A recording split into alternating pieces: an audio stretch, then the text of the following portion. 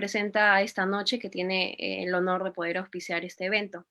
Estamos hablando del Centro Internacional de Administración y Comercio, CIAC. Este centro tiene 4 ejes emblemáticos y el día de hoy estamos centrados en el ámbito de la negociación y el arbitraje, pero también se dedica, por ejemplo, al editorial, cuenta con una escuela de negociadores y también se desarrolla en el ámbito de la consultoría. Son ya 29 años desde que se creó esta institución, que está enfocada principalmente en asuntos de comercio exterior y administración. La conferencia de esta noche a cargo del doctor Sierra Alta posee mucha vigencia a raíz de toda la crispación política que se está desarrollando en los últimos meses, a raíz no solo de la coyuntura electoral, sino de la polarización constante que se ha venido presentando durante el último año en general.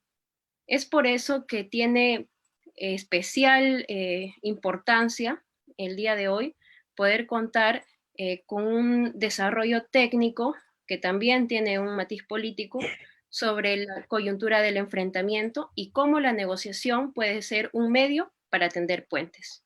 Con ustedes, el doctor Aníbal Sierra Alta Ríos. Ha sido consultor de organismos internacionales y funcionario de la Organización de los Estados Americanos, considerado como uno de los 4 principales negociadores en dicha institución. Ha representado al Perú ante la Comisión de las Naciones Unidas para el Derecho Mercantil Internacional y ante la Conferencia Especializada Interamericana sobre Derecho Internacional Privado. Autor de cerca de 20 libros editados en Lima, Buenos Aires, Bogotá, Asunción, Medellín, Montevideo y Porto Alegre, algunos de los cuales han sido traducidos al inglés y al portugués. Es presidente del Centro Internacional de Administración y Comercio, árbitro internacional, investigador y profesor visitante del Max Planck Institute en Hamburgo, notario de Lima. Doctor, adelante. Muy buenas noches, queridos amigos. Les agradezco por concurrir a esta convocatoria del Seminario de Negociación, El Arte del Equilibrio. Permítame saludar a todos los presentes, de manera especial a mis colegas, quienes me prestigian con su presencia a través de su asistencia a este seminario. Muchísimas gracias. Muchísimas gracias. Bien, voy a abordar este seminario que es Negociación, el Arte del Equilibrio. Desde hace unos 15 años para atrás, todo el mundo habla de negociación, ¿no? Todo el mundo habla de que hay que negociar determinadas circunstancias, que hay que tender puentes y que a su vez también yo le pediría por favor a Fiorella que las transparencias no las coloque todavía mientras tanto ahora. Bien, todo el mundo habla de negociar y a su vez también de tender puentes y de cómo poder abordar los distintos aspectos que se presentan en la vida diaria. Pues bien, si bien es verdad, las negociaciones es un término recurrente durante estos días desde hace varios años y que hoy día se convierte en un término mucho más frecuentado con mayor acento que en otras circunstancias, esta es uno de los mecanismos de solución de controversias que se esbozaron durante la fundación de las Naciones Unidas. Las Naciones Unidas, al terminar la Primera Guerra Mundial y concretamente luego en la Segunda Guerra Mundial, enunció los 7 mecanismos de solución de controversias que pueden ser aplicados no solamente en el ámbito internacional, sino también en el ámbito local, incluso doméstico. Una de ellas es la negociación. La negociación es una técnica y un arte. Una técnica porque hay un instrumental teórico que se ha desarrollado, hay muchas obras escritas y además incluso hay metodología de cómo desarrollar esta disciplina. Pero también es un arte porque lo que busca la negociación es que cada persona descubra por sí mismo cuáles son sus habilidades y sus talentos para poder negociar. No hay persona que sea inútil. Por el mismo hecho de ser hombre o mujer, las personas tenemos algún atributo, alguna habilidad, alguna virtud. y lo que se busca es que descubramos cuáles son esos atributos que nos ha dado la naturaleza para que podamos enfrentar o desarrollar una negociación. Así que por eso es una técnica y un arte. Yo, a duras penas, en este brevísimo seminario, solamente me enfocaré a desarrollar las técnicas, porque para descubrir el arte necesitaríamos un curso mucho más largo y tal vez semipresencial. Entonces yo solamente esbozaré las técnicas. Cada uno de ustedes tiene una separata, bueno, que es la copia de todas las filminas, de todas las transparencias, de tal manera que con eso en algún momento yo les puedo pedir que sigan la clase viendo su material. Bien, quiero mencionarles dos referentes para que al final de la clase, sobre todo ahora que estamos en fin de semana, puedan ustedes confrontar la experiencia de este seminario con lo que nos trae la televisión. ¿Bien? Al final del seminario, ustedes pueden ver el día sábado, el día domingo, el día que tenga más comodidad, dos películas que les recomiendo en Netflix. Una película se llama 7 años. Es una película española donde van a ver que muchas de las experiencias que estamos mencionando en estos momentos la pueden ver, muchas de las técnicas que estamos desarrollando en estos momentos la pueden ver en una película. Son 7 años. Y la otra película se llama Darkest Hour. Es una película donde lo que van a descubrir es cómo la perseverancia, la coherencia, la consistencia sirven para la negociación. Estas son las dos películas que les recomiendo para este fin de semana. Bien. ¿Cuál es el ámbito que tiene la negociación? ¿No? Dicho de una manera, ¿para qué sirve la negociación? La negociación sirve para tres. La primera es para solucionar controversias. Y en eso incidiremos en el transcurso de esta exposición. La segunda faceta dentro de este ámbito es obtener objetivos comunes. Y la tercera es seleccionar una alternativa cuando hay muchas opciones. Bien, entonces son tres ámbitos que abarca esta técnica y este arte. La primera es solucionar controversias, tal vez la más usada o la más frecuentada. El segundo ámbito es conseguir objetivos comunes, formar una sociedad, incluso un matrimonio, que es un objetivo común, es convivir y procrear. Y la tercera es seleccionar una alternativa cuando tenemos muchas en el escenario. Este es el ámbito de las negociaciones. Ustedes van a encontrar una profusa literatura sobre este tema, todas ellas escritas en lengua inglesa. Hay muy poco de lo que se ha escrito en español. Y lo poco que se ha escrito en lengua materna no es más que una copia, un remedo o una repetición de los libros en lengua inglesa. Esto trae una ventaja, que es que se divulgue esta disciplina, pero trae una limitación. Se refiere a una realidad distinta y distante de la nuestra. Por eso es que yo voy a proponer un método. Bien, dije yo que lo que buscábamos nosotros en este seminario es analizar uno de los ámbitos para qué sirve la mediación, ¿no? Y decía que uno de los ámbitos es para enfrentar y superar controversias. ¿Qué cosa es una controversia? ¿O qué cosa es un conflicto? ¿O qué cosa es una desavenencia? Bien, porque ahí comienza en realidad la razón por la cual esta disciplina ha alcanzado un auge sorprendente en los últimos 25 años.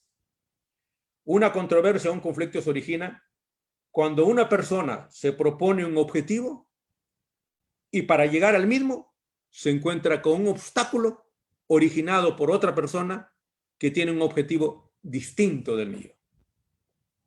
Bien, este es el clásico conflicto que uno tiene en la época de prepandemia, cuando en su hogar le dice a la esposa o le dice a la novia o le dice a la amiga, le dice, vamos a cenar.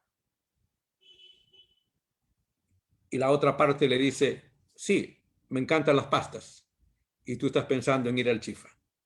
¿Bien? Y ahí surge la controversia. Yo les quería preguntar a ustedes, ¿quién cederá ante este conflicto? Supongamos una pareja decide salir un fin de semana y uno dice, quiero ir a cenar al Chifa, y la otra le dice, no, yo quiero ir a cenar a pastas. ¿Quién cederá? Les pregunto a ustedes que están ahí presentes. Bueno, nadie me responde. Eso tiene una respuesta. Al inicio, nadie participa. ¿Bien? Recuerden bien esto. Todos ustedes mismos se han autocensurado porque estamos en el inicio. Ya en la mitad te van a soltar y ya después te explicaré por qué. Pues bien, esta es una controversia porque yo tengo un objetivo y ese objetivo se encuentra con un obstáculo. La otra parte tiene un objetivo distinto del mío. Les puse este clásico ejemplo de yo me quiero ir al Chifa y la otra persona quiere ir a comer pastas. Ese conflicto se origina. ¿Por qué? Porque hay diferentes objetivos. Diferentes objetivos. Yo les rogaría que las personas que quisieran preguntar algo levanten la mano y Fiorella les va a dar el acceso al micro. ¿Bien? Tal vez olvidé de señalar esta metodología. Si alguien quiere preguntar, levanta la mano y Fiorella le da el acceso. Pero quiero terminar con esta parábola. El conflicto, dije, se origina porque yo tengo un objetivo y en el transcurso de conseguir el objetivo me encuentro que otra persona tiene un objetivo distinto del mío.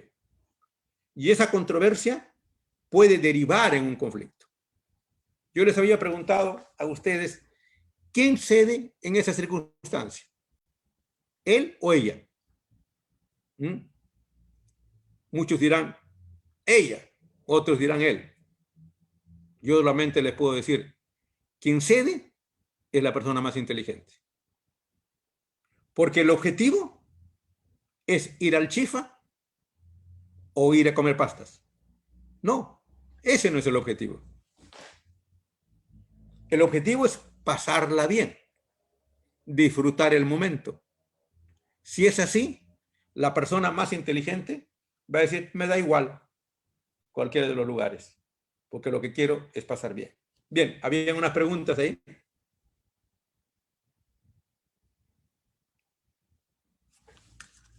¿No hay ninguna pregunta? Ok, entonces continuaré.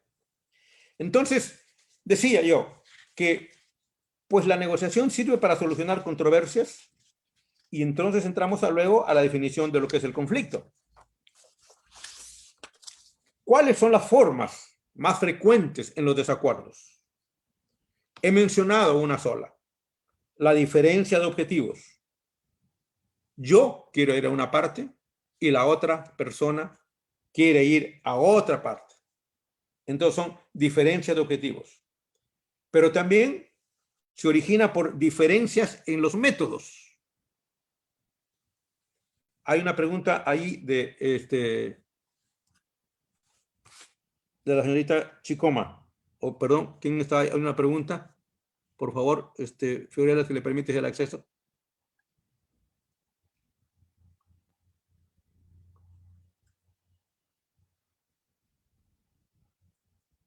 ¿Sí?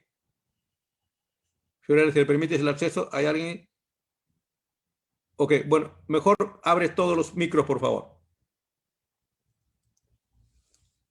¿Había una pregunta?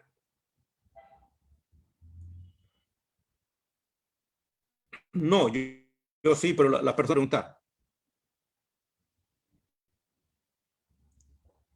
Ábrele todos los micros, por favor. Ahora sí, ya Sebastián ha inhabilitado la función de silencio. Estimados participantes, si tienen alguna interrogante, podrían hacerlo a través del chat o si no, alzan la mano y a continuación, si el doctor les da la palabra, pueden desbloquear su micrófono. Sí, no, desbloquea todo, por favor. Bien. Okay. Ya está. Bien. Entonces estaba considerando yo que un desacuerdo se origina por tres razones. Uno, diferencia de objetivos. Ya mencioné el caso de ir a cenar.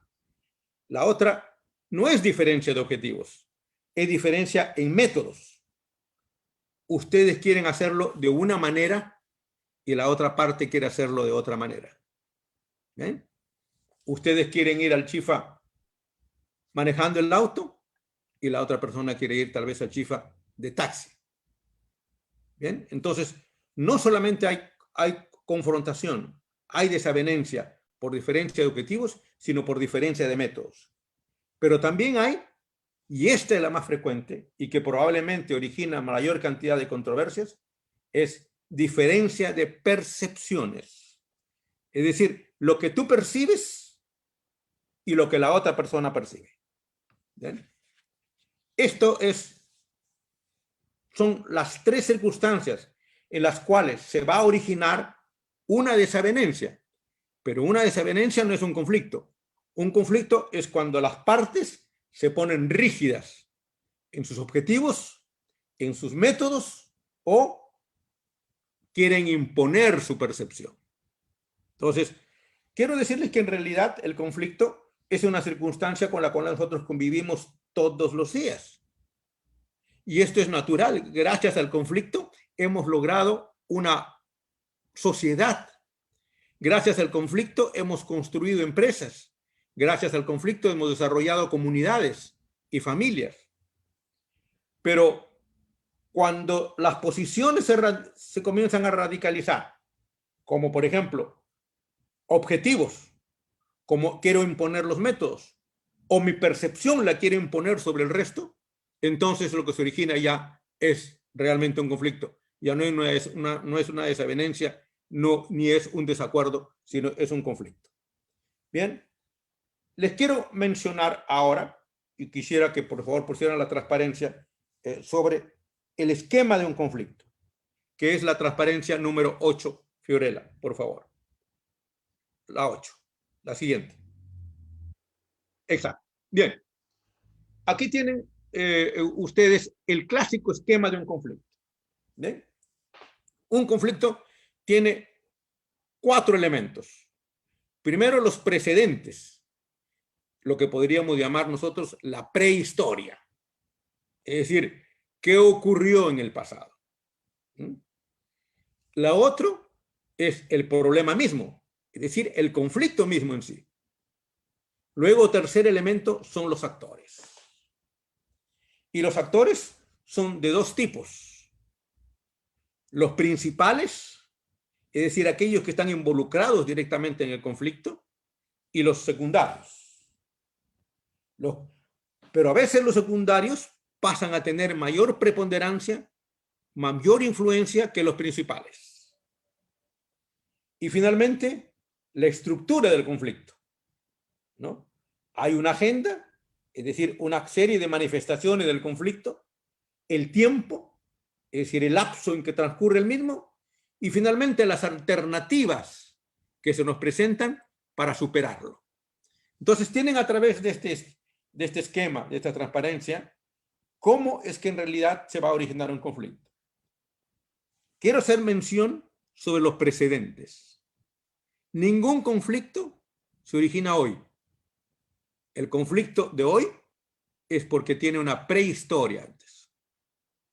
Y esto es lo que a veces cuando analizamos para enfrentar el conflicto, no lo analizamos. Todo conflicto que ocurre hoy día tiene un precedente histórico de semanas, de meses, de años, incluso de siglos atrás. Los grandes conflictos socioambientales se originan hoy, pero los precedentes históricos son de siglos, de años. Hay una prehistoria.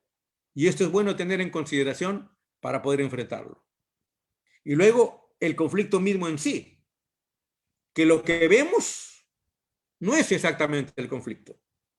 Las manifestaciones externas no es necesariamente el conflicto. El conflicto está en los intereses subyacentes, lo que está detrás de lo que vemos. Lo que vemos son las percepciones, es decir, lo objetivo material. Pero el conflicto mismo está en los intereses subyacentes que tienen ¿quién? Los actores que hemos dicho son principales y secundarios. ¿Eh? Y que muchas veces los secundarios se convierten en los más preponderantes en la relación conflictual. Y finalmente la estructura que dije está dividida en agenda, tiempo y alternativas. Retira, Fiorella, la transparencia para continuar. Ok, bien. ¿Qué es lo que propongo? Tal vez, después de analizar muchísimos los trabajos que hay en la literatura, yo estoy proponiendo un método constituido por 3 fases, las fases de una negociación. ¿Ven? No sé si están viendo bien la transparencia. Ok. Enfoca las fases de la negociación. ¿Bien? Estoy proponiendo yo un esquema. Después de esa transparencia, retiras toda la transparencia, Fiorella.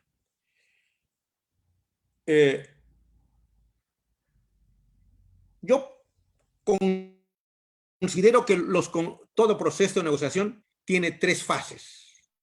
Hay una fase emotiva, una fase emocional. Luego hay una fase reflexiva. Y finalmente, una fase consensual. Debemos considerar entonces, para enfrentar una negociación, debemos considerar que esto hay que respetarlo escrupulosamente, prolijamente en una negociación. Primero, la fase emotiva.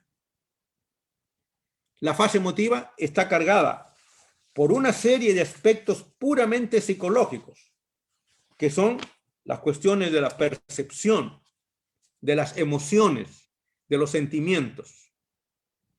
Y en esta fase emotiva, mi propósito como negociador ha de ser generar confianza.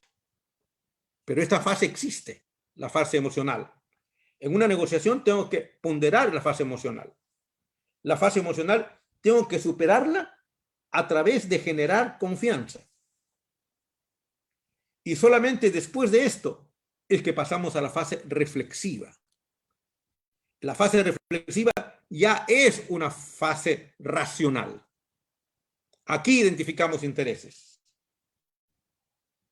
Y finalmente la última es la fase consensual, donde buscamos racionalizar el consenso hacia el futuro. Bien, esto es el aporte que yo les quiero presentar a ustedes para poder realizar una negociación. Perfecto. Ok. Mire, todos los libros y materiales que hay sobre negociaciones, les dije que habían nacido en el sistema sajón. Y aquí quiero referirme yo unos instantes a la cultura. La cultura sajona es totalmente distinta a la cultura nuestra. Nos parecemos, sí. Tenemos 2 ojos, tenemos una nariz, tenemos 2 orejas, tenemos una boca, andamos de la misma manera. Es cierto. Y algunas manifestaciones emocionales son similares, pero son culturas distintas. Y esto es tal vez lo que quiero rescatar yo de los trabajos que por más de 30 años hemos realizado nosotros en los organismos internacionales para que los pueblos lleguen a superar sus controversias a través de la negociación. Sin embargo, el gran aporte metodológico y gran aporte científico para la negociación han nacido todos, y diría casi todos, dentro de la cultura anglosajona, que es distinta que la nuestra. Y este es un inconveniente para nosotros, porque nuestra cultura es distinta de la cultura anglosajona. Diría yo casi que diametralmente distinta. Por ejemplo, nuestra cultura está basada en la mentira, ¿no? Nosotros tenemos que mentir siempre. Hasta el aparato jurisdiccional está basado en la mentira, ¿no? El procesado no lo pueden llevar a que jure que va a decir la verdad. Es más, a veces tiene el derecho, no es que a veces, sino tiene el derecho hasta de guardar silencio. O sea, no decir la verdad. En cambio, en la cultura sajona, eso es gravísimo, mentir. En lo nuestro es cotidiano, es parte de nuestra forma de vivir. Se dicen las cosas. Incluso en los abogados, cuando hay una controversia, le dicen, ¿has firmado algo? Si dicen, no, no he firmado nada, entonces dile que no, que has cambiado de opinión. Dile otra cosa, dile que no es cierto. Es decir, mentimos. En la cultura sajona eso es gravísimo. Tú no necesitas llegar a un acuerdo por escrito. Basta con un apretón de manos. Diste tu palabra, es santa palabra. Eso es muy fuerte. En nuestra cultura tiene que estar escrita. Y aún escrita, le decimos, di que no es tu firma. Y si no te atreves a negar tu firma, te aconsejan, di que te presionaron. Entonces se busca luego la legalización de una firma. Y aun cuando legalicen la firma ante un notario, si hay un conflicto, dile que no, que el notario no estuvo presente. Y que entonces niegas tu firma y se va desarrollando el conflicto. Por eso es que a veces los documentos se llevan a escritura pública, con la participación directa y la intervención directa y presencial del notario, que da fe a nombre del Estado. Entonces, vengamos en este aspecto. Solamente en lo que corresponde a un valor, que es el valor de la verdad. Hoy día se invoca cotidianamente la verdad. Estamos en búsqueda de la verdad. Oye, esto es una ironía en un país de mentirosos. En la cultura sajona es imperdonable. Mire, hasta cuando uno busca un trabajo, ¿qué decimos acá? Cuando alguien busca un trabajo dice, ¿quién te recomienda? ¿Cuáles son tus referencias personales? Es decir, necesitamos de padrinos. Y por eso la meritocracia no se desarrolla, porque desconfiamos de la persona que va a buscar un trabajo. En la cultura sajona, los trabajadores ofrecen sus servicios. No necesitan que nadie se los recomiende. ¿No? Ustedes van, por eso es el triunfo y es el paraíso de la cultura sajona. Ustedes van a los Estados Unidos y van y ofrecen sus servicios. Y la persona les cree. Aquí no. Entonces, ya ese gran valor, que es la verdad, en nuestro medio es una verdad totalmente débil, inexistente. Ustedes lo han visto. La gente suscribe documentos, contratos, incluso con muchos testigos, y después niega. Bien, esa es la primera diferencia. La segunda gran, que no es poca cosa, la segunda gran diferencia son los tiempos. Para nosotros, por supuesto, estoy prescindiendo de las circunstancias hoy día de la pandemia, pero para nosotros el tiempo no tiene valor. Una cita a las 4 de la tarde empieza a las 4:30 o 5. En la cultura sajona es imperdonable. Y en la cultura oriental, los japoneses, peor todo. En lo nuestro es cotidiano, ¿no? Incluso recordaba que hay personas que dicen que cuando llegaron al Perú, extranjeros, ¿no? Europeos, cuando llegaron al Perú, dice que los primeros días los invitaban, pero después le ponían mala cara, porque llegaban a la hora exacta.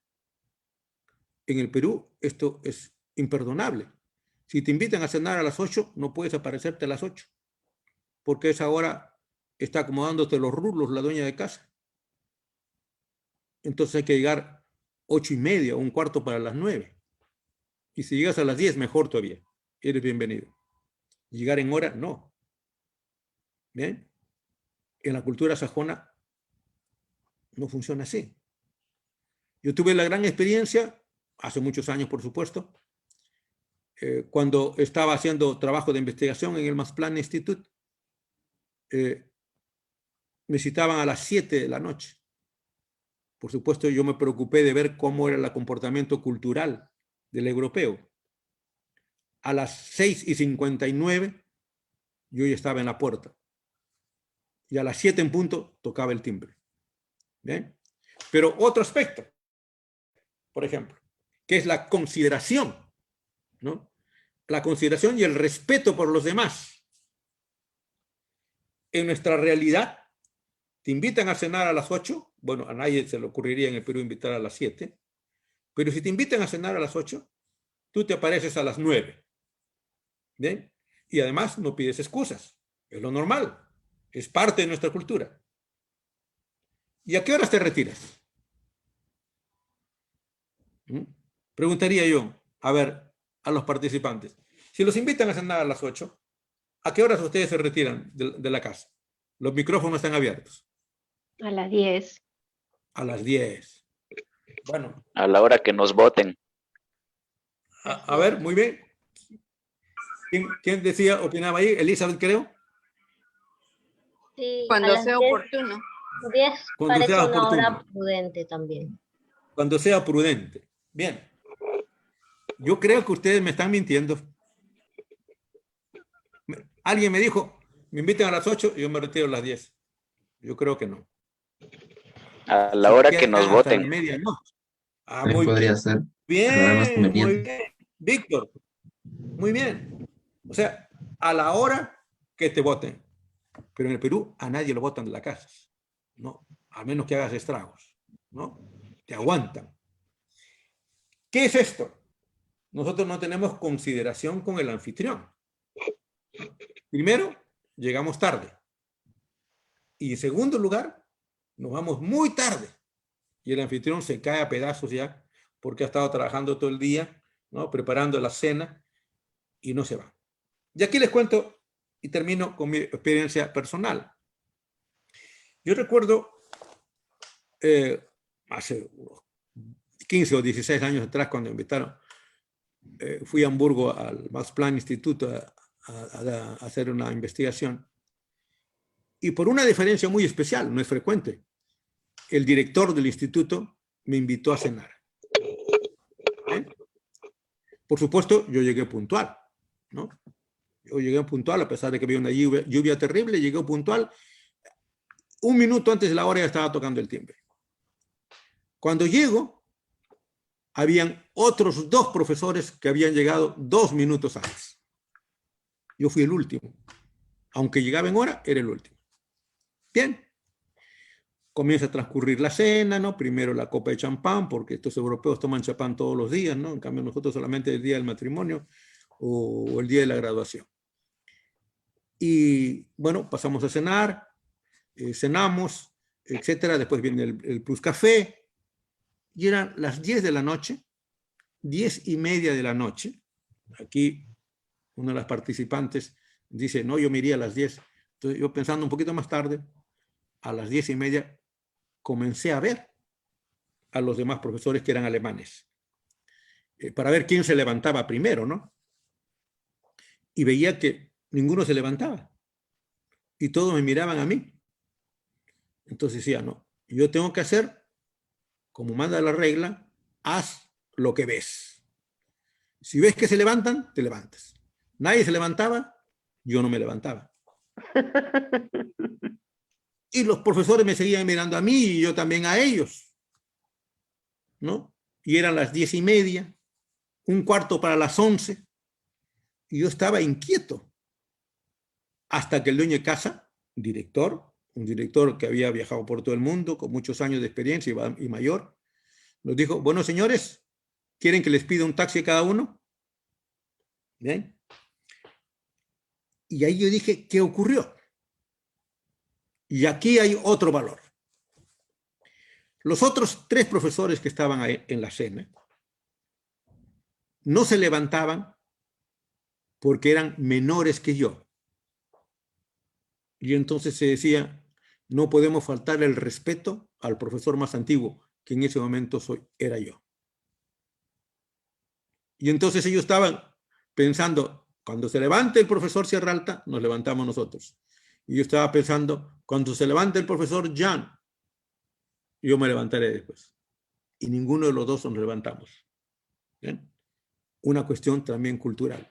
El respeto a la autoridad. Y aquí saco varias lecciones. Primero, miren para que vean las diferencias culturales. 2, el respeto a la autoridad. Esta es otra la gran distinción. En nuestro país nadie respeta a la autoridad. Es más, en nuestro país insultan a la autoridad. Yo nunca he visto tantos insultos a un presidente que cuando sube a la presidencia, el presidente se agaste. Lo trataban de imbécil, idiota, caviar. Bueno, caviar ya hay 10 millones de peruanos son caviares. ¿No? Caviar lo que usaron de terruco. Y es más, lo criticaron por haber recitado unos poemas de Vallejo. O sea, no hay ningún respeto a la autoridad. No hay ningún respeto a la autoridad ni a la policía. Y cuando no hay respeto a la autoridad, que es la ley, tampoco hay respeto a la ley. Entonces, el peruano y el latinoamericano en general, en más o menos diferencias, no respetan ni la ley, le quieren sacar la vuelta a la ley y también no respetan a la autoridad. Y aquí otra anécdota personal, para poder graficar cómo determinados valores son fundamentales para la cotidianeidad, para la convivencia pacífica y para evitar controversias. ¿Cuántos policías necesitaríamos si nosotros vamos al desfile de fiestas patrias? Espero que se realice el próximo mes en la Avenida Brasil. ¿Cuántos policías en cada cuadra? Pregunto, ¿cuántos creen ustedes que se necesitaría para mantener el orden? ¿Cuántos policías en cada cuadra? Todos conocemos la Avenida Brasil. Pregunto, ¿quién me puede dar una cantidad? Libremente. No, es que muchos, Aníbal, con la situación como está, todos están confrontados, imagínate, necesitaríamos toda media escuela en cada cuadra. Media escuela. Gracias, Carola, bienvenida. Sí, efectivamente, necesitaríamos en una cuadra por lo menos 40 policías. Y yo tuve una experiencia, años atrás, en Washington, cuando el 4 de julio acudí a la Avenida Constitución a ver el desfile, ¿no? Por cierto, el desfile de la independencia de los Estados Unidos es distinto que el nuestro.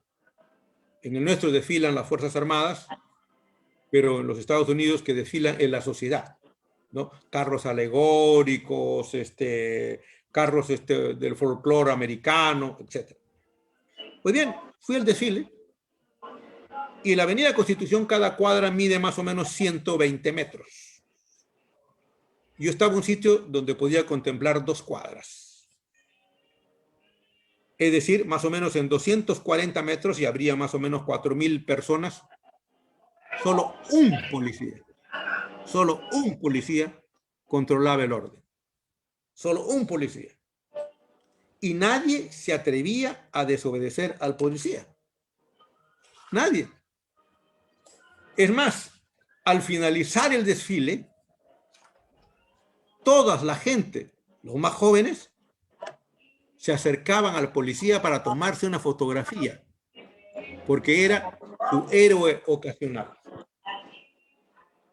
En nuestra realidad, como decía Cecilia, en nuestra realidad se necesitarían por lo menos 20, 30, 40 policías por cuadra. Y es más, el público lo pifiaría al policía, ¿no? Lo pifiaría. Bien, de ahí marca el respeto por la ley y la autoridad. Si no hay respeto a la autoridad, tampoco hay respeto a la ley. Entonces, tienen aquí ustedes cuatro manifestaciones que nos distinguen de otras realidades culturales. La primera manifestación es la verdad. Cuán respetuoso somos nosotros de la verdad. 1. 2. La consideración con el prójimo.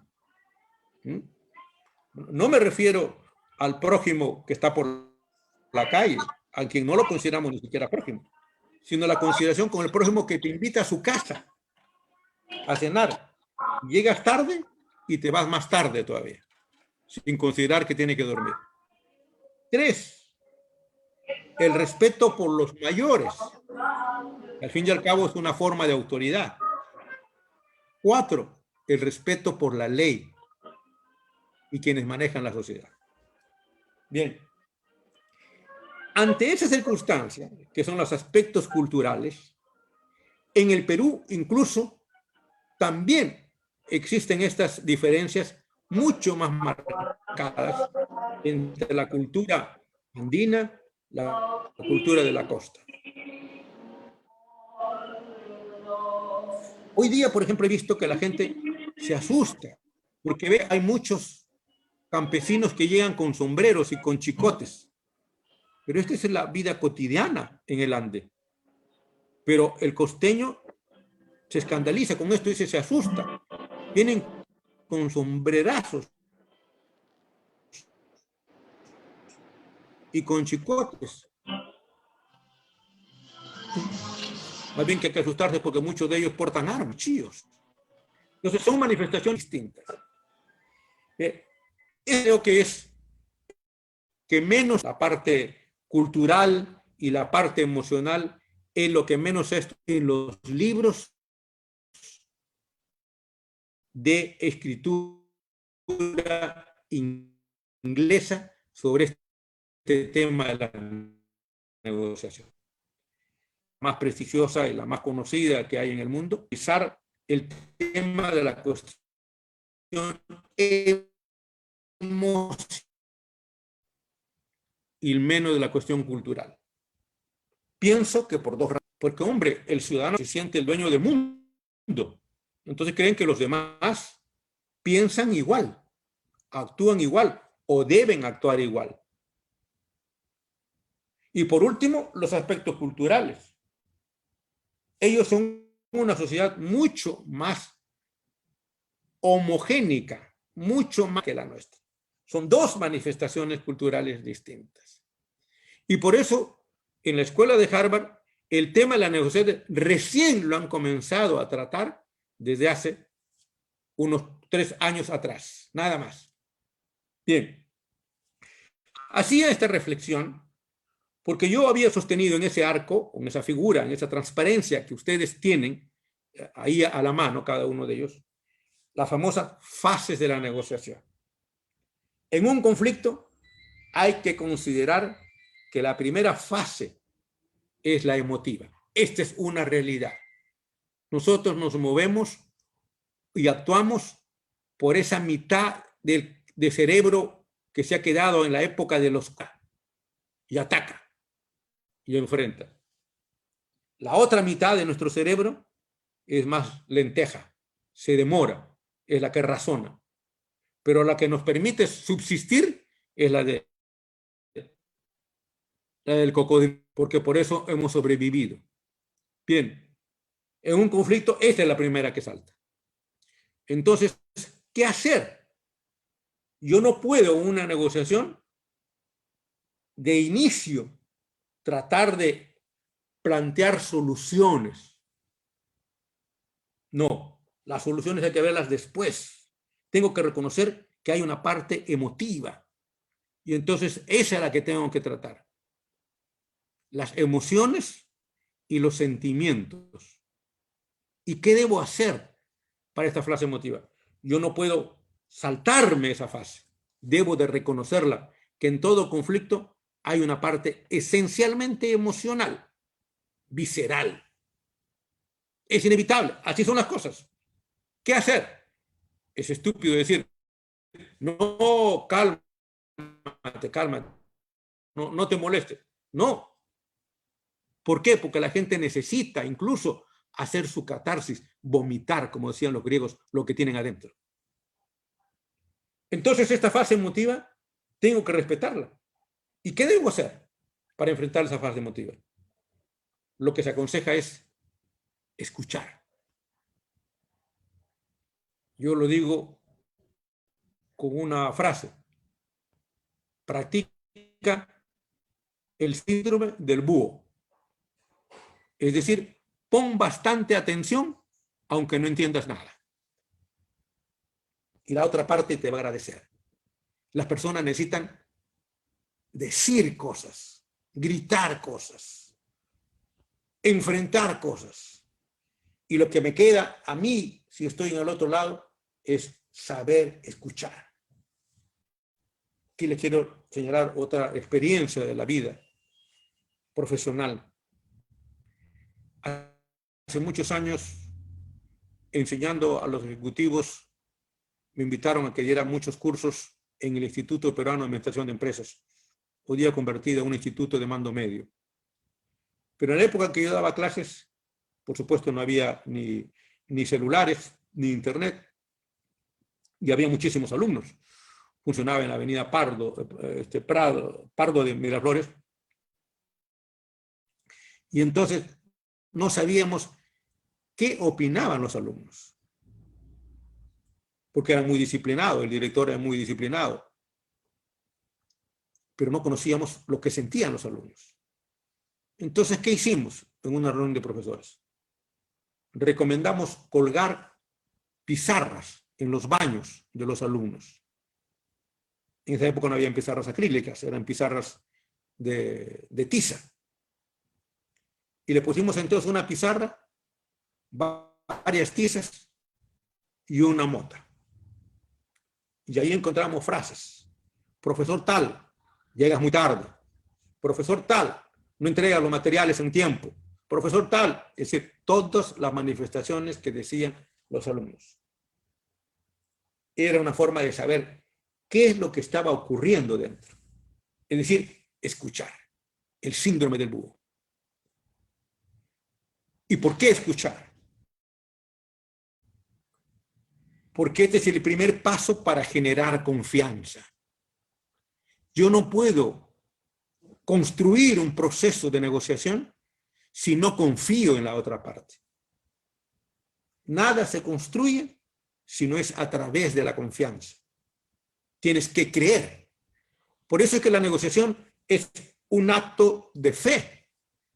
Creo que esto se va a solucionar. Y para eso lo mejor es escuchar. Yo sé que es difícil. En un conflicto lo más difícil es escuchar. Yo veo, por ejemplo, los conflictos que hay en los chats, sobre todo en estos 3 meses, que realmente requerirán un tratamiento, no sé si psicológico o psiquiátrico, pero sí psicológico. Nadie escuchaba a la otra parte, o nadie escucha a la otra parte. La agresión es constante y te cae la quincha encima de todo, miles de chats. Pero para poder recomponer una sociedad y poder componer las relaciones, tengo que saber escuchar. Sí, esta es la forma, digamos, más fácil y más difícil también de generar confianza.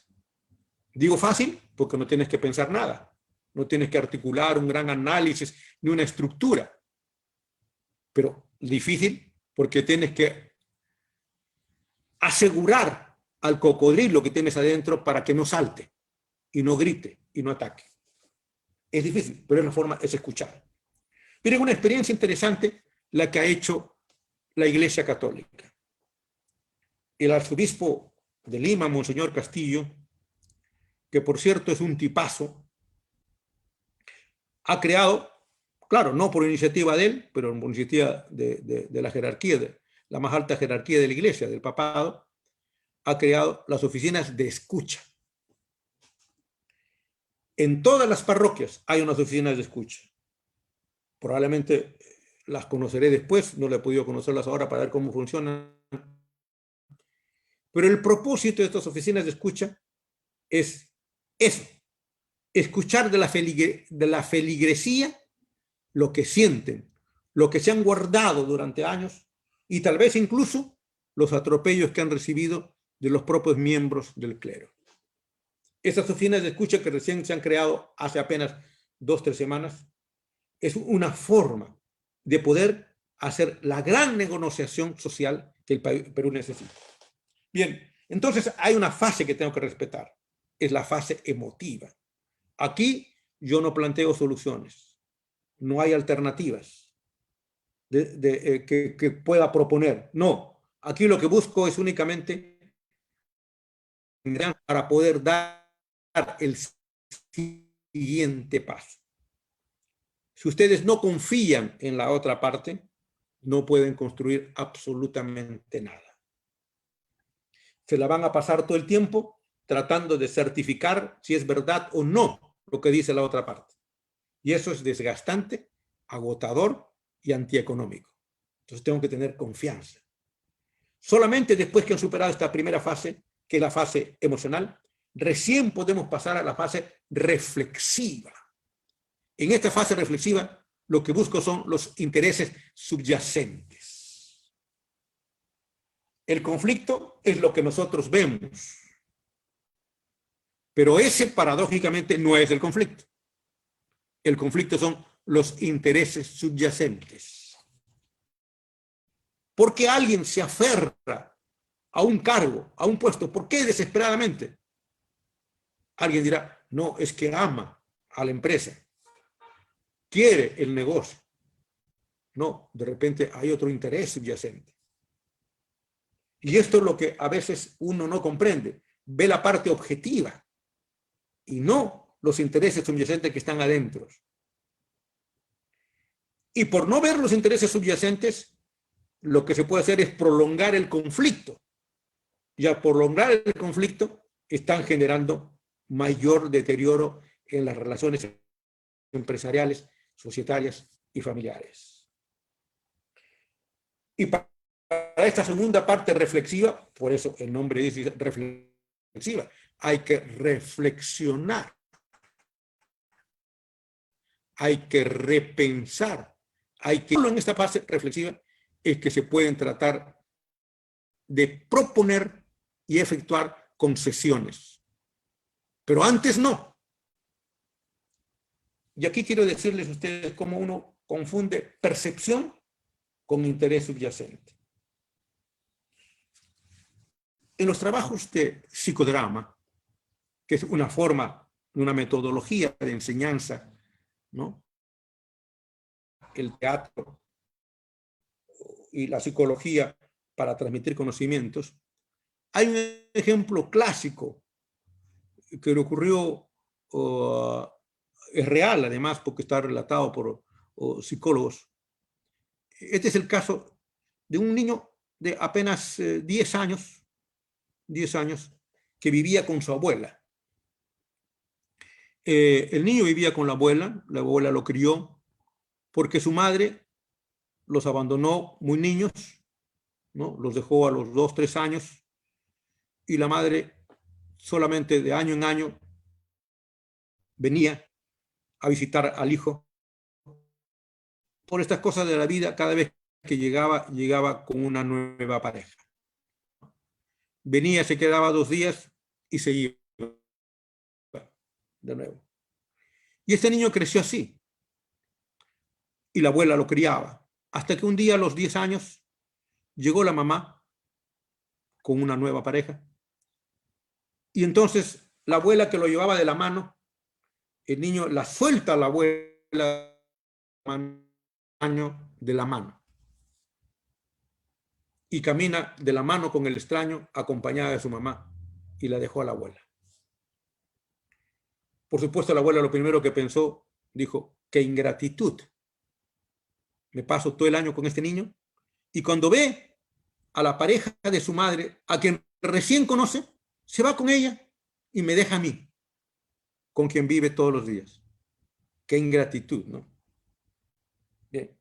Esta es una percepción errada. Y por ser errada, al enfrentar ese error de percepción, puedes originar más daño. Y es que el niño no despreciaba a la abuela. No era ingrato con la abuela. Lo que el niño quería era que no se volviera a ir la madre. Y entonces le decía, con ese mensaje, le decía a la pareja, quédate con nosotros y con mi mamá también.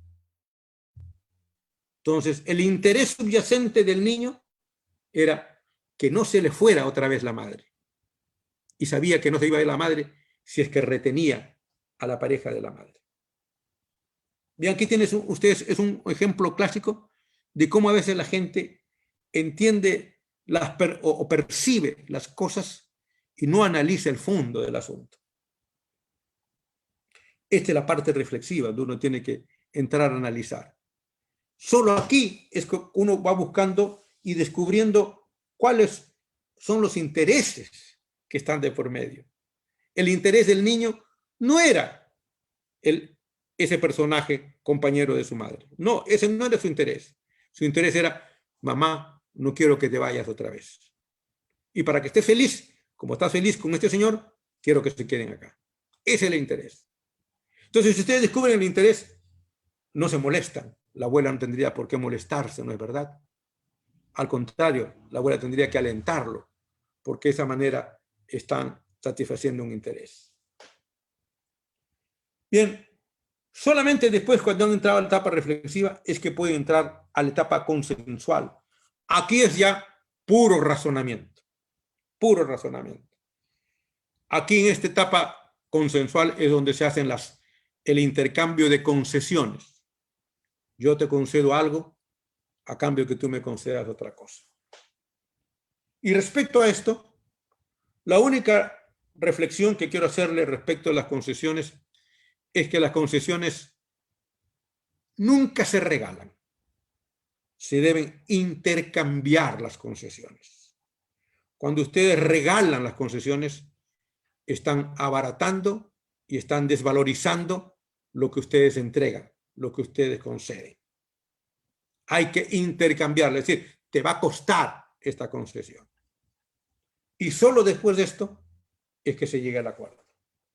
Bien, recorrer entonces un conflicto a través de estas tres fases es lo que nos va a permitir tener una negociación exitosa y provechosa.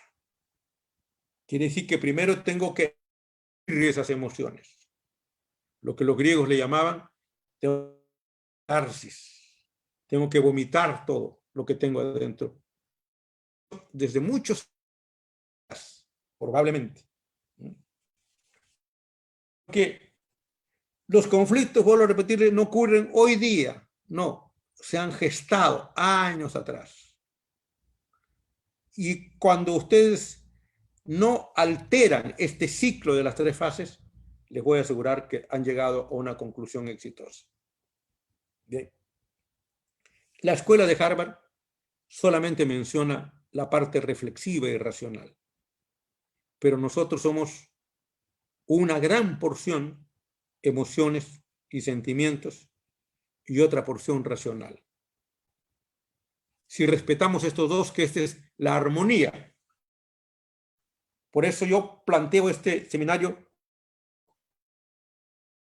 como equilibrio, buscar el equilibrio. ¿Y qué hacer entonces de una manera más concreta para lograr el equilibrio? Cuando uno va a negociar, tiene que tener objetivos.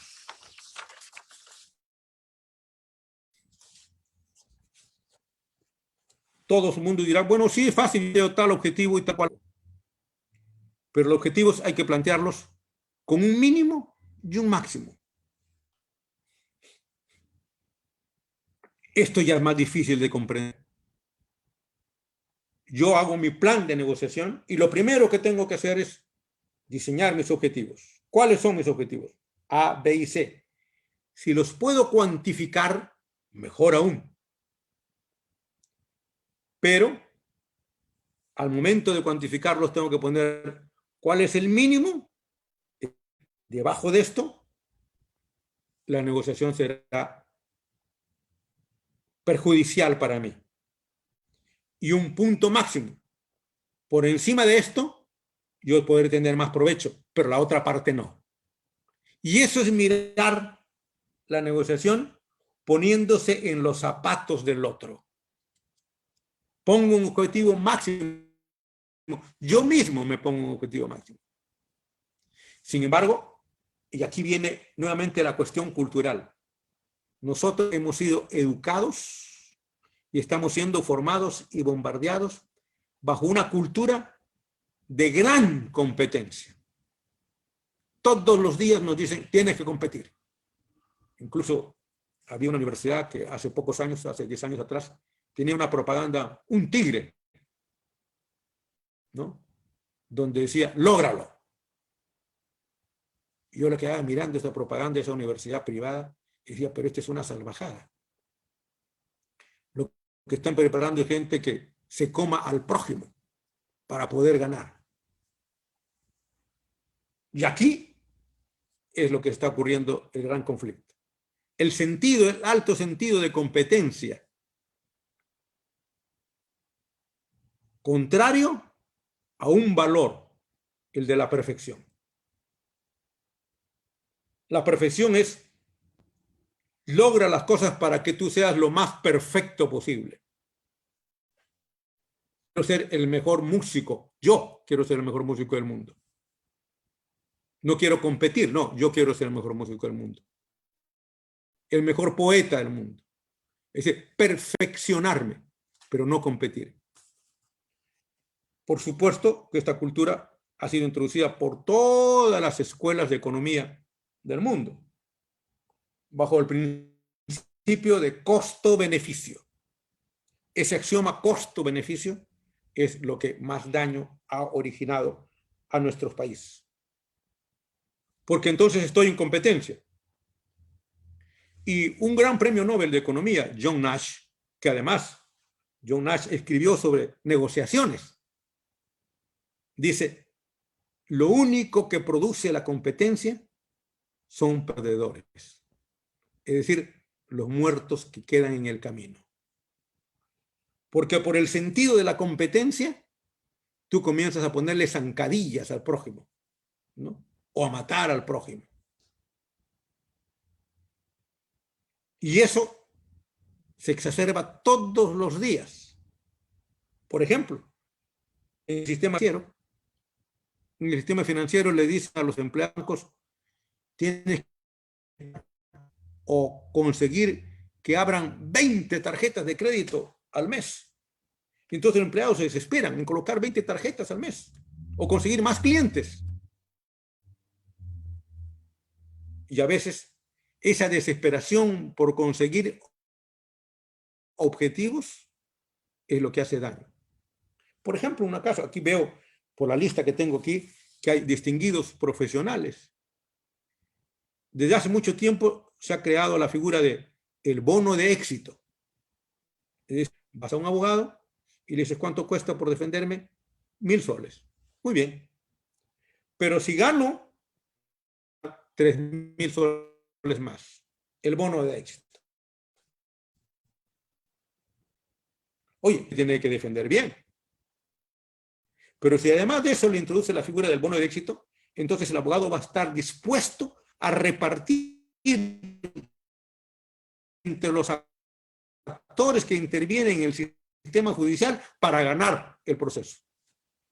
El bono de éxito debería ser una cuestión censurada éticamente, porque es un mecanismo que incita a la competencia por encima de los cualquier valores. ¿Bien? Entonces, en una cultura así, cuando la gente dice, oye, tenemos que evitar la corrupción, la lucha a la corrupción, se pueden escribir miles de tratados sobre corrupción, pero una de las formas de controlar la corrupción es que en sus objetivos de vida, empresariales, societarios, uno se ponga, me dicen que se está escuchando entrecortadamente. Ven, no sé si me escuchan bien ahora. Por mi parte sí, doctor. Ya se le escucha óptimo. ¿Me escuchan bien? Sí. Ahora sí, doctor. Claro. Estoy escuchando bien.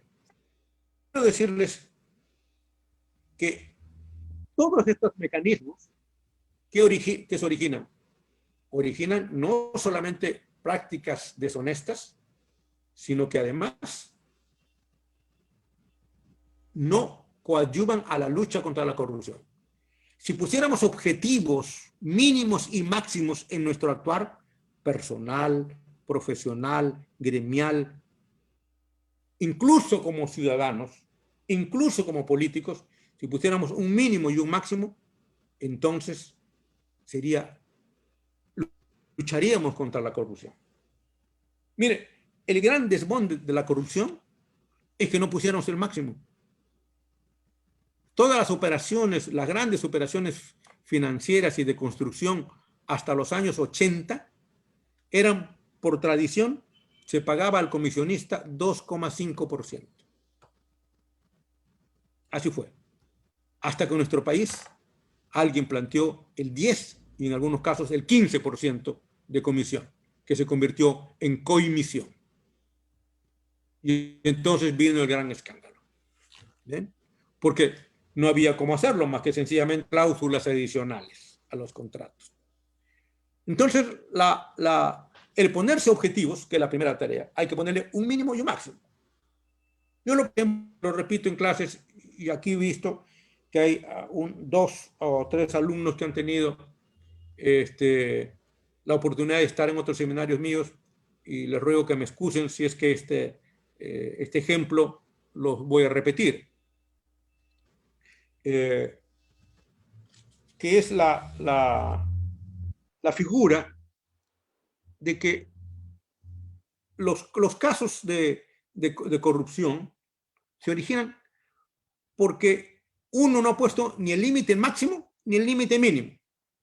Supongamos, en el ejemplo clásico que le estoy mencionando, que ustedes tienen un objetivo mínimo en una operación. Mínimo es por menos de 5 soles yo no firmo el contrato. Alguien me dirá, ¿y por qué le pone un límite máximo? Justamente le pongo el límite máximo porque yo quiero convivir con la otra parte, en una relación comercial duradera y pacífica. Entonces, mínimo, por menos de 5, yo no firmo el contrato. Pero yo mismo debo ponerme un máximo.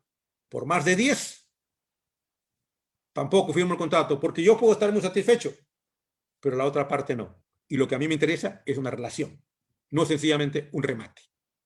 Bien, en este ejemplo donde yo he puesto como mínimo el 5 y como máximo el 10, si yo llego a un acuerdo de 7 soles, ¿sería un buen acuerdo o un mal acuerdo? Pregunto. A ver, ¿quién me responde? Por ahí está Alexander Cristian Mejía. O Carlos Leaño, que fue el primero que apareció. Carlos, te pregunto, ¿qué harías tú en un caso donde estás negociando tú una compraventa, ¿no? Y tú te has puesto un límite de 5, por menos de 5 soles no firmas el contrato porque tú vas a estar muy triste. Pero si te pones como límite máximo el 10, porque no quieres perder la relación comercial, ¿qué pasa si en ese contrato entre 5 y 10 llegan a un acuerdo que sea 7 soles? ¿Te parece que es un buen acuerdo o un mal acuerdo? No estaría insatisfecho, aunque aspiraría más. Muy bien, fíjense, Carlos nos expresa la realidad. Dice, yo pediría más, porque nuestra cultura es esa, competir, ganar más, sacar más provecho. Pero tal vez si nos pusiéramos en los zapatos del otro, diría, de repente mi objetivo es mantener la relación con la otra parte. Y si llegáramos a un acuerdo ya no de 7, sino de 8 o 9, por ejemplo, Carlos, ¿tú qué opinarías? ¿Sería buen acuerdo o mal acuerdo?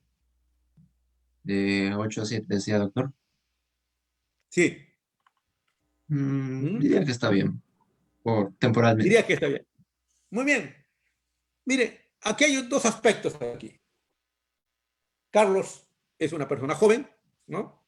Y en consecuencia, joven que está en pleno momento de la competencia, ¿no es verdad? Este es otro factor cultural. ¿Bien? Es otro factor cultural. La edad es otro factor cultural. Él dice, no, yo tengo que sacarle mayor provecho, ahora rápido. Y entonces él dice, 7 no me gusta, 8 sí, más o menos, pero no está satisfecho. Él quisiera 10, porque estamos formados dentro de la cultura de la competencia, ¿no? Sin embargo, si lo que quiero es, pues yo pienso que voy a llegar a ponerme yo mismo un máximo porque quiero mantener la relación con este señor, eso en el largo plazo será más conveniente. ¿Bien? El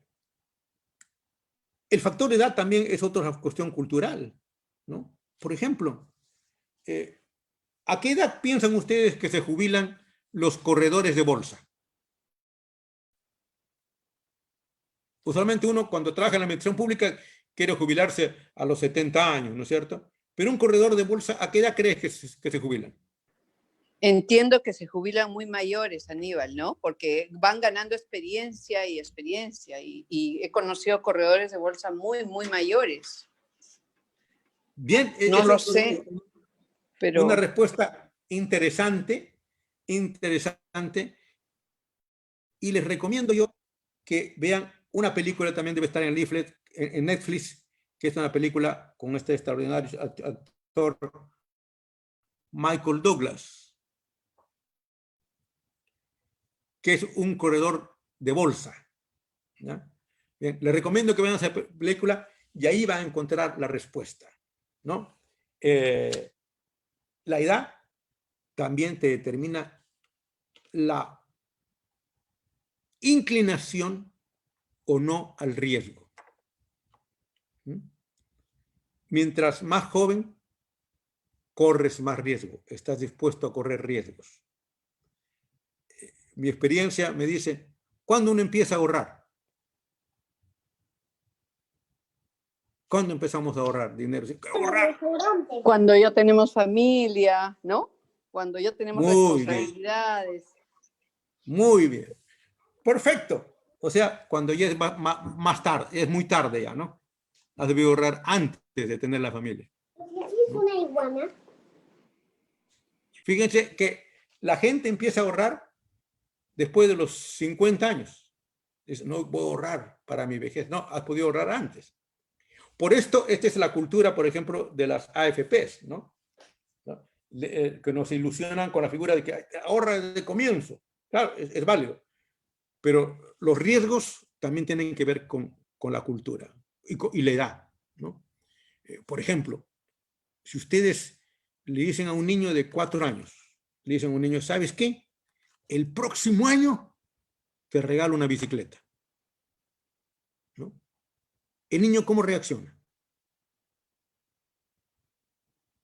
¿Cómo creen que reacciona un niño de 4 años o 5 años que le dicen, hijito, el próximo año te voy a regalar una bicicleta?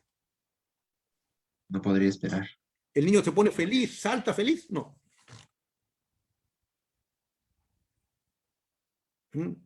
Carlos me dice que sí, pero Carlos es muy joven, de repente no tiene hijos, ¿no? Se pone a llorar. ¿Por qué? Porque un año en un niño de 4 años es el 25% de su vida. Entonces, mucho. Lloro. Pero si ustedes a un mozo de 20 años le dicen, el próximo año te regalo una moto, el chico de 20 años dice, bestial, espero el próximo año. ¿Por qué? Un año, un mozo de 20 años viene a ser el 5% de su vida. Menos. 0,5, ¿no? Entonces, la edad también. Luego, en un proceso de negociación uno tiene que ponderar los aspectos culturales que no solamente son cuestiones culturales de carácter social y académico en algunos casos, sino también culturales desde el punto de vista cronológico. ¿Bien? Hombre, la diferencia de género también. Yo tengo que respetar porque pensamos de manera distintas, ¿no? De manera distinta pensamos hombres y mujeres, felizmente, ¿no? Cuando uno recién se casa, ¿qué es lo que piensa?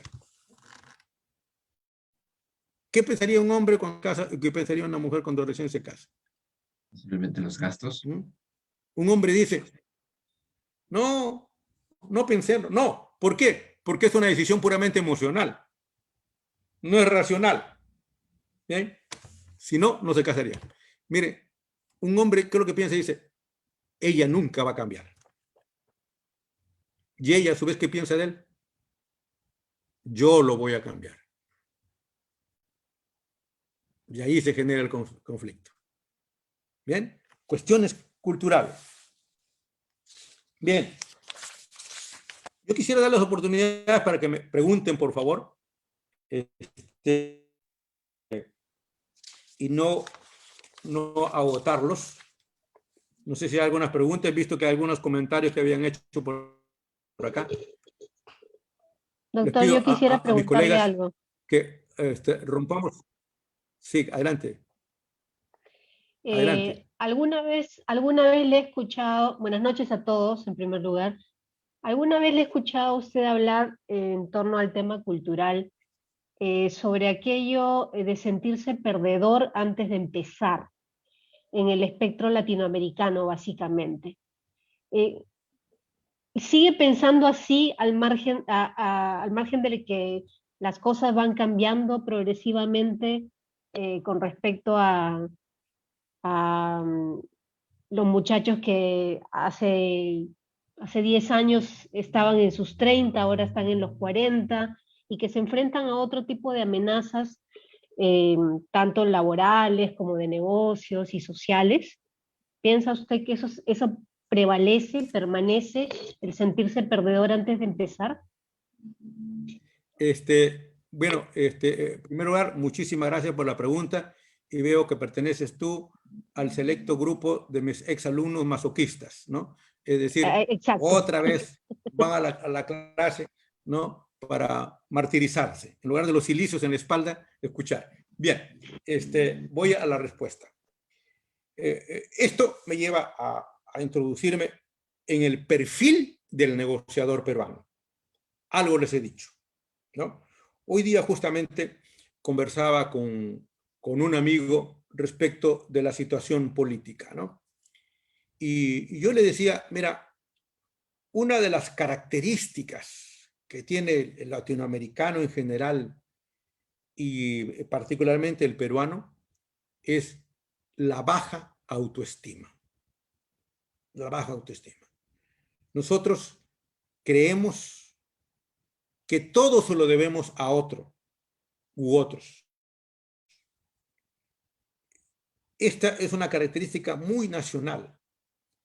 Y por tener esta baja autoestima, se nos ha hecho creer durante todo este tiempo, a través no del marketing, sino de la más pura propaganda, se nos ha hecho sentir que todo se lo debemos a otra persona. La libertad, la paz, la tranquilidad, la bonanza económica, basados en esa baja autoestima que tiene el latinoamericano y el peruano en particular. ¿Bien? Una baja autoestima que, por supuesto, se ha comenzado o comenzó a construirse desde que el Perú fue colonizado, ¿no? Desde el Perú fue colonizado, las grandes masas fueron siempre sometidas, ¿no? Y es cierto, no la han logrado dominar nunca, ¿no?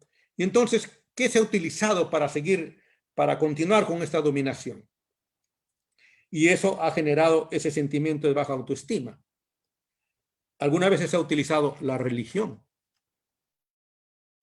¿no? Y en otras veces se ha utilizado el chicote o sencillamente el arma. Y entonces nos han hecho pensar que nosotros le debemos todo al gobernante y que de él depende todo. No, hombre, porque el gobernante al fin y al cabo es un mandatario, es decir, un tipo a quien yo lo estoy dando un poder para que me administre a mí y al país. No es el dueño del país, es un mandatario, un representante a quien yo lo designo. Pero nos han hecho creer, utilizando incluso figuras religiosas para dominarlos. Miren, un ejemplo importante en la historia nuestra es el caso de Túpac Amaru II. Túpac Amaru II era un hombre valiente, un hombre encorajado, no era un analfabeto, no era un campesino, ¿no? era en realidad un hombre que tenía su posición económica. Y entonces él luchó, se enfrentó al poder español durante muchísimos años y no lo lograban vencer los españoles, no lo lograban vencer. ¿Qué hicieron? Túpac Amaru un hombre profundamente religioso. Entonces, ¿qué hicieron? Hicieron que el arzobispo de Arequipa lo excomulgara. Y cuando el arzobispo lo excomulga a Túpac Amaru, el tipo se siente perdido. Porque su religiosidad era un tipo que no solamente era practicante, sino que además era un hombre devoto. Se le vino abajo. ¿Se imaginan? En esa época, hoy día yo creo que ya el ser excomulgado no alteraría mucho a una persona, ¿no? Pero en esa época era fatal. Y solo a través de la excomunión es que lo que lograron derrotarlo. Bien, yo sigo respondiendo a la pregunta que hace Graciela. Efectivamente, creo que seguimos teniendo una baja autoestima. Sin embargo, yo creo que esa está disminuyendo poco a poco, pero muy lentamente. Porque es cierto, nos siguen manipulando con la religión, ¿no es cierto? Dios, incluso pídele perdón a tu antiguo presidente, etcétera, ¿no? Manipulando con los aspectos religiosos. Y se sigue superando, ¿gracias a qué? A que hoy día la gente se puede comunicar en tiempo real con cualquier parte del mundo. Y porque además han logrado convencerse de que incluso comunicándose a través solamente del chat o del TikTok, ¿qué es lo que estamos haciendo? Podemos cambiar hasta un régimen. Los conflictos de noviembre del año pasado creo que fortalecieron el sentimiento de los jóvenes de que podrían imponer y defender sus valores. Yo creo que pero este es un proceso lento, por cierto, y lo otro son los logros personales, ¿no? Los logros personales de mucha gente joven que se está abriendo camino en medio de la adversidad y que solo logra recuperar su familia, solo logra desarrollar sus negocios. Creo que eso está fortaleciendo y disminuyendo esa baja autoestima. Yo a mis alumnos en las maestrías y en los doctorados empiezo el primer día de clase diciéndoles: hágame un trabajo de una sola página en A4 que diga por qué me merezco 20. Y les digo, trasciendan en esta página gentinito que todos tenemos dentro, ¿no? Ese orgullo que todos tenemos dentro. Y entonces esto ayuda a expresar, dice, me merezco 20, no prometiendo, sino me merezco 20 porque yo hice tal y tal cosa. Es difícil porque lógicamente demora, los cambios sociales demora mucho tiempo, pero yo creo que vamos por buen camino, porque hoy día la gente joven tiene la capacidad de poder entender cosas a través de las redes sociales, ¿no? Y confronta. Yo me he quedado sorprendido que hoy día hay organizaciones que se dedican a hacer trabajos para determinar cuándo hay fake news. Es decir, un grupo de jóvenes que se dedican a determinar cuándo algo es una mentira. Y esto es importantísimo. Creo que una de las grandes revoluciones que hemos logrado en estos últimos 2 meses es que hoy día podamos no solamente decir cuándo algo es mentira, sino decirlo, y que hayan otras personas que nos ayudan demostrándonos que algo es mentira. Bien, respecto de los valores,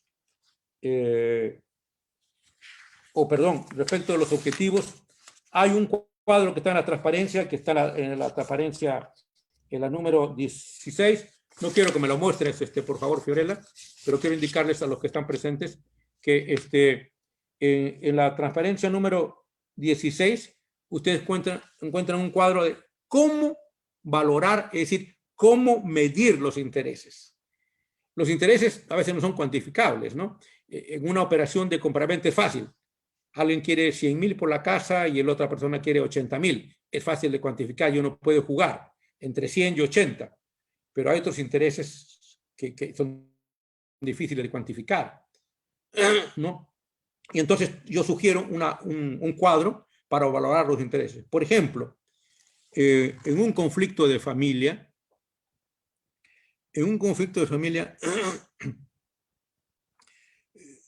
¿qué es lo que hacen los abogados usualmente? A mi juicio, totalmente errado.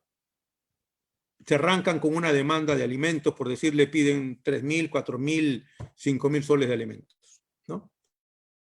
Y la otra parte, por supuesto, quiere más, ¿no es cierto? Y cuando no encuentran una solución, utilizan a los hijos como un medio para originar los cambios. No, yo te quito al hijo, no, yo quiero que me visite el hijo. Yo diría, en un juicio de alimentos, lo que de primero que debe plantear un abogado sabio es decir, estas son las necesidades de los niños. Colegio, vestimenta, salud, etc. Estas son necesidades. Y después se suman el valor de las necesidades. Y después se suman los ingresos del padre. Y ahí podamos negociar. Pero cuando uno arranca con una cantidad, entonces está rompiendo la relación. Y por eso originan conflictos mayores. Los juicios de alimentos por eso terminan siempre en conflictos mayores. Ya no solamente es el problema alimenticio, sino es el problema de tenencia de los menores. ¿Bien?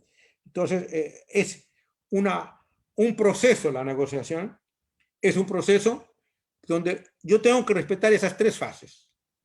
Que todos tenemos una parte emotiva que tengo que respetarla. Nuestras mayores decisiones, las más importantes decisiones que tomamos en la vida, no son racionales.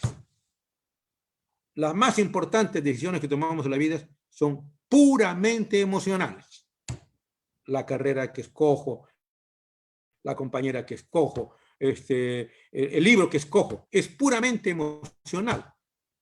Entonces, si es así, si esta es una realidad, hay que reconocer eso. Hoy día, el país vive una gran cantidad de emociones y sentimientos, unos enfrentados al lado del otro. Es difícil. Va a ser muy difícil que superemos esto. Va a demorar años. Y esta confrontación tiene una prehistoria. Esa prehistoria es la marginación y la discriminación que se recibe. No por la diferencia, por las clases dominantes necesariamente, en las propias clases. Comerciantes de tierras son los más grandes abusivos que hay. Aquellos que entregan un terrenito de 10 metros cuadrados a 20 metros cuadrados en los cerros, son los más grandes abusadores que hay, que han creado una cultura del derecho distinta. Hoy día te venden una propiedad, te la venden, sí, pero te obligan a que tú asistas a sus reuniones, y si no asistes a las reuniones tienes una penalidad, y si tienes esa penalidad puedes perder hasta tu casa. O sea, están creando nuevas figuras que se pueden convertir en costumbres y en derechos, ¿no? Así que no solamente existe discriminación, abuso de las clases dominantes, sino de las mismas zonas de marginación y discriminación que las otras. ¿Okay? Quisiera que, por favor, las preguntas, muchas preguntas estaban planteándolas por el chat, y si les pudieran hacer con muchísimo gusto antes de poder terminar en los minutos que nos quedan. No sé si hay a Carlos, si ya lo preguntamos con él. Walter no está por ahí. Juan Antonio Morales Bermúdez está por ahí también. Juan Antonio Morales no está. Cindy Bardales Hay una mano levantada. tampoco. A ver, adelante. Sí, Adelante, por favor. Elizabeth Márquez. Sí, bien, buenas noches. Yo ¿qué deseo tal? preguntar Adelante. acerca de justamente de lo que estamos viviendo en la actualidad por todo el tema político, en las manifestaciones y también en la división que se encuentra en este momento parte de la población. ¿Cómo se pudiera negociar en manifestaciones, básicamente, ¿no? Como para tratar de aliviar un poco la situación tan caótica que se viene viviendo. Ya. Bien, gracias por la pregunta. Mira, yo creo que las manifestaciones son necesarias porque es una forma donde la gente se puede desahogar y gritar a todo pulmón su malestar, su incomodidad. Hoy hay un famoso parque en Londres, se llama Hyde Park. El Hyde Park es un inmenso parque donde la gente va, se sube encima de una banca y comienza a dar un gran discurso, a arengar a la gente, hablar contra la reina, etc. Y la gente se va acomodando al lado para escucharlo. Es decir, la gente tiene posibilidad de expresarse, ¿no? En una cultura sajona lo hacen así. Yo creo que las manifestaciones son convenientes, es necesario porque la gente se desahoga, ¿no? Y de hecho, en el país hemos dado ejemplos realmente para la humanidad de marchas pacíficas, ¿no? Así que creo, ahora, por eso es que muy bien hace la policía hacer dos manifestaciones en lugares distintos, que no se encuentren, porque si las pongo en el mismo sitio, lo que estoy propiciando es el conflicto, ¿no? Y la violencia sobre todo. Pero creo que son necesarias porque la gente se expresa, dice muchas cosas. No sé si alguien más quisiera mencionar algo, alguna pregunta. Luz Marina Taipe no está por ahí. Manuel Antonio Purizaca. O Rolando Carvajal. No a todos los veo. Todos han puesto ahí su nombre y no los veo. Bien, esta por ejemplo es una manifestación cultural, ¿no? Hoy día algunos, tal vez un poco por cuestiones de comodidad, ponen su nombre, pero no abren el video, ¿no? Y otros ponen su nombre y luego se van, ¿no? Eso lo veo en la maestría, pero ya hemos desarrollado un programa para controlar quién pone su nombre y luego se va. Bien, ahí veo que está Víctor Junior Salinas. Quisiera hacer una pregunta. ¿Sí? Adelante.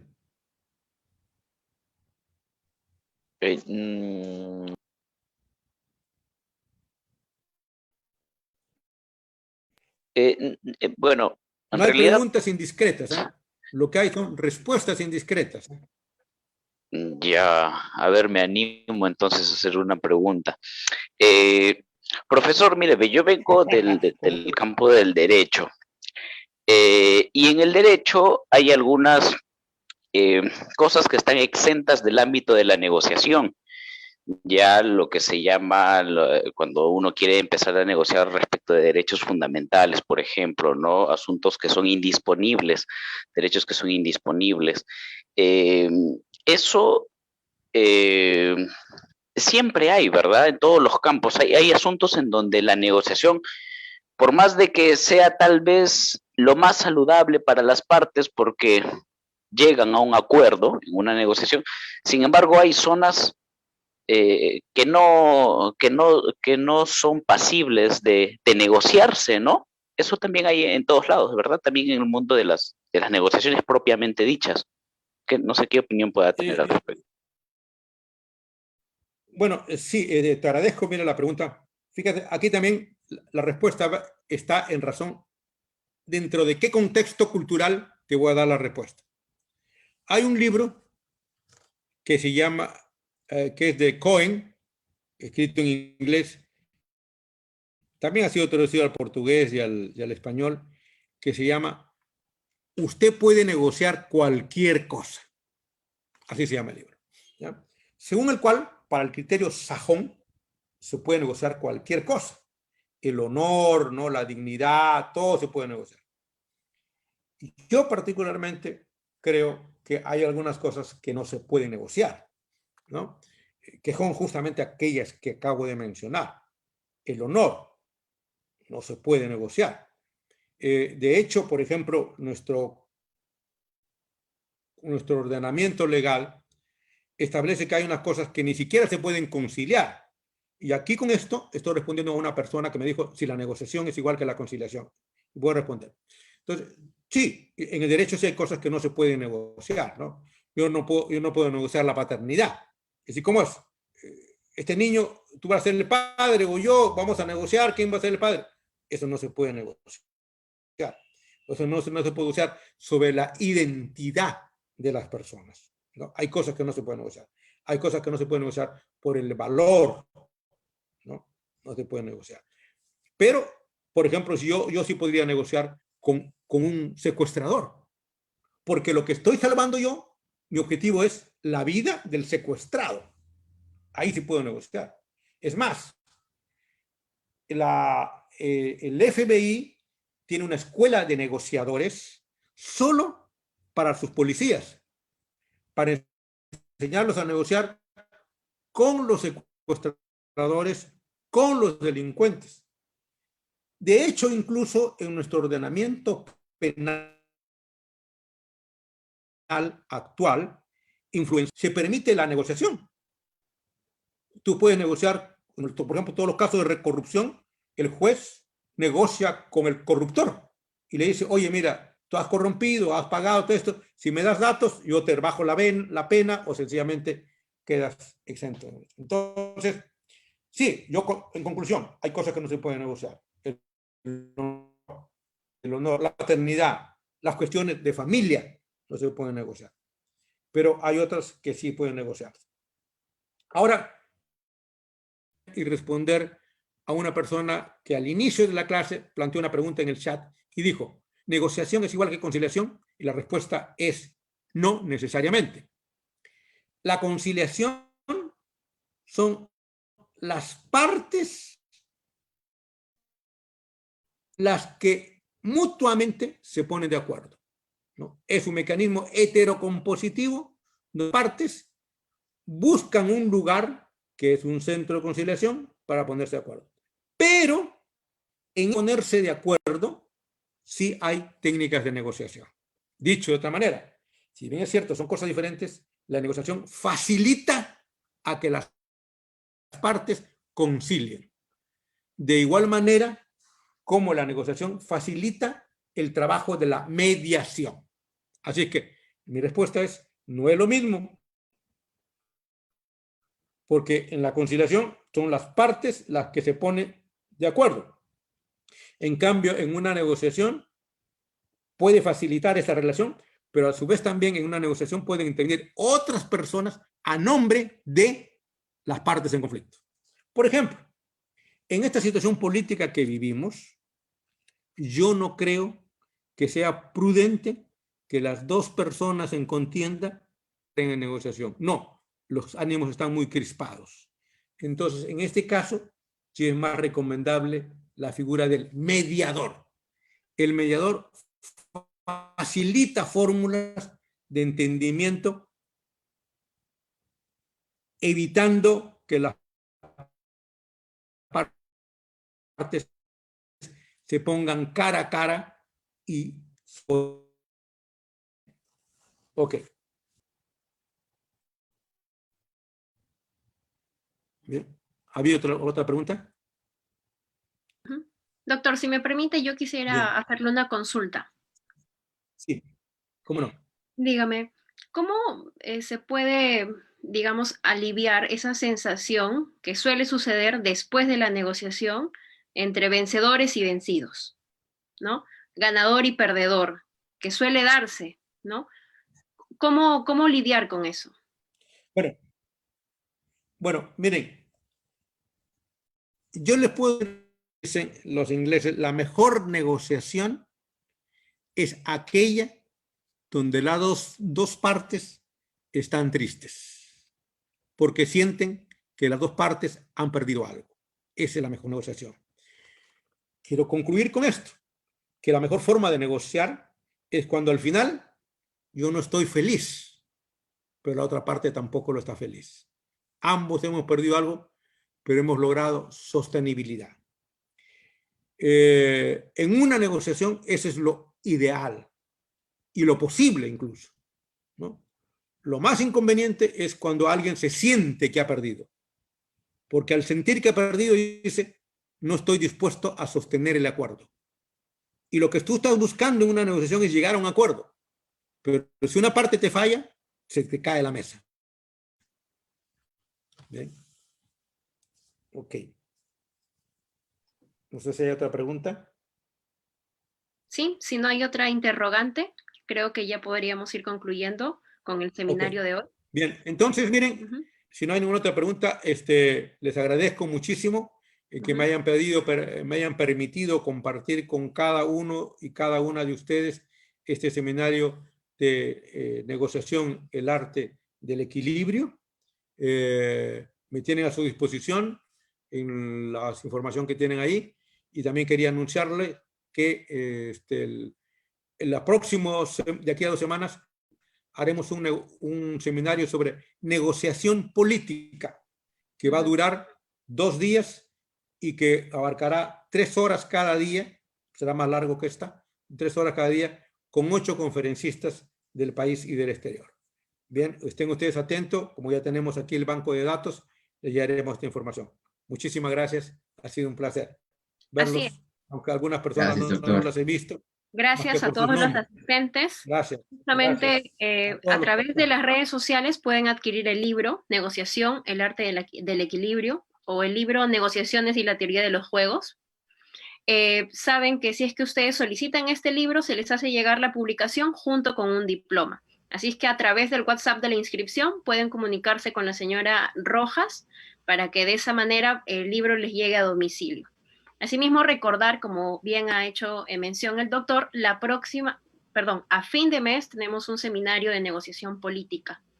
Y próximamente también inauguraremos un bloque que se llama Dialogando y Conversando con el Autor, donde vamos a abordar diferentes temáticas junto con SEAC Ediciones, que es una de las esferas que desarrolla el Centro de Comercio y Administración.